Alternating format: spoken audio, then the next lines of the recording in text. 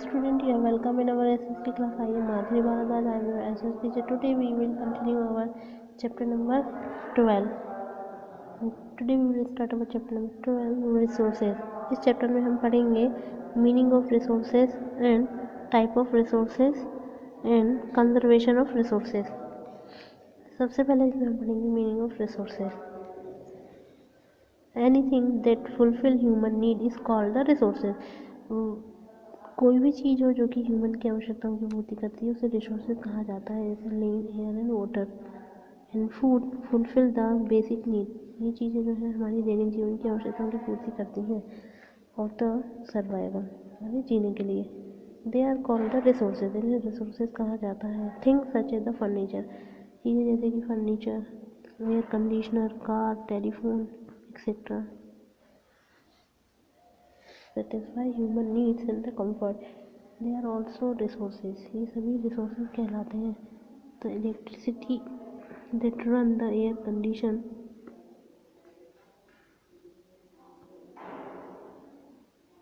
the petrol that fuel the car is belong to the list of the resources.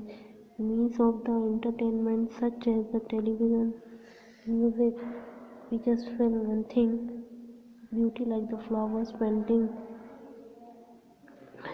artifact are also resources as they satisfy our needs for the pleasure.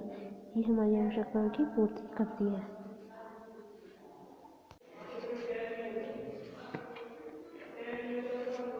Types of resources. The Earth's resources are usually categorized into the natural resources and the human-made resources. इसे दो भागों में बांटा है, natural resources और human made resources में.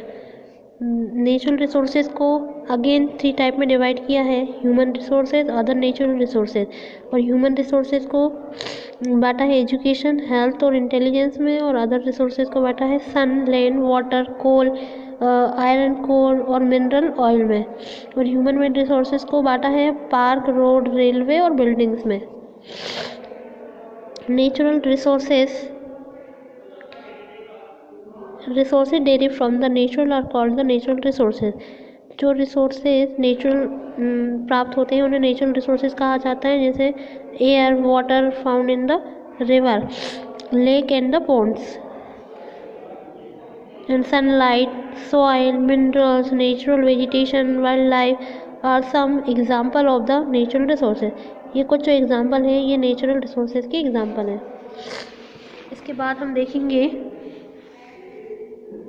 Classification of the basic of the origin. On the basic of the sources of their origin natural resources में be classified as. Natural resources को क्लासिफाइड किया गया है.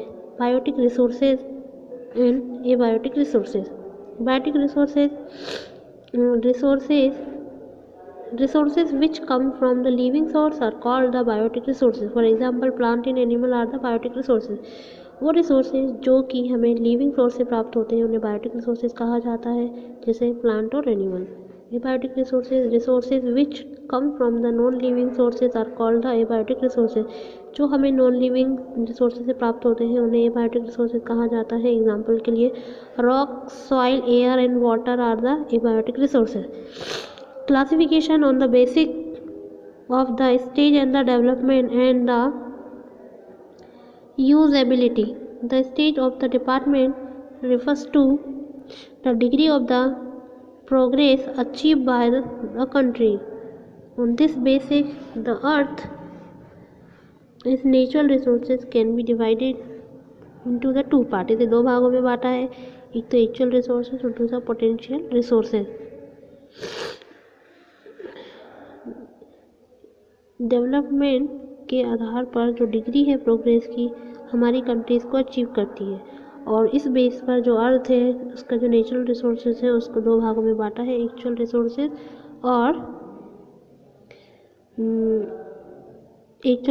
और potential resources. It's enough for today. We will continue tomorrow. Thank you so much.